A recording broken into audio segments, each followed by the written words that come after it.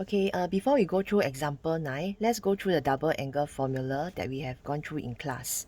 Okay, so let's look at the first three, which is in your formula sheet. Okay, sine 2a. Okay, so if you see, this is a double angle of the angle that is in the expression here. So it's equals to sine a cos a.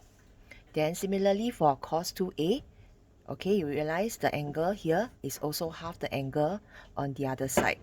Then for tangent to A, similarly, okay, you see an angle A on the other side of the expression. Okay, so let's look at the other two expression over here. So for sine 4A, okay, if it's a 4A, so again it's a double angle. So this angle here will be half the angle on the other side.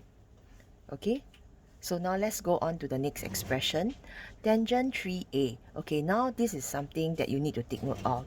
Because it's a 3a, so you have to replace it by tangent a plus 2a. And after which, you will have to expand using the additional of formula on the previous exercise on 10.3. Okay? Okay, so this is where, okay, you have to expand out accordingly.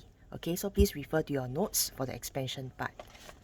Okay, so now let's go back to the last part on the formula here, okay, which is half angle. So if you see the word half angle formula, it means that the angle on the left hand side is half. So when this happens, okay, let's refer this to the one on top. So you will write down cos square a over 4. Okay, take note because it is half the angle on the other side, so all the angle is now half. Okay, so there are three formulas of cosine, so you'll replace them accordingly.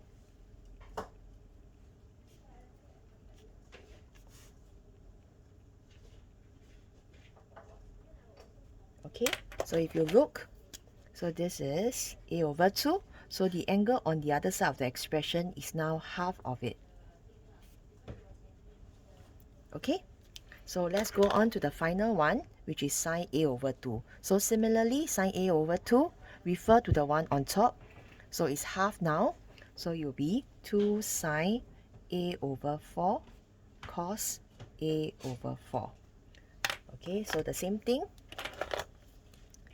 a over 2, so the other angle will be a over 4 on the other side of the expression.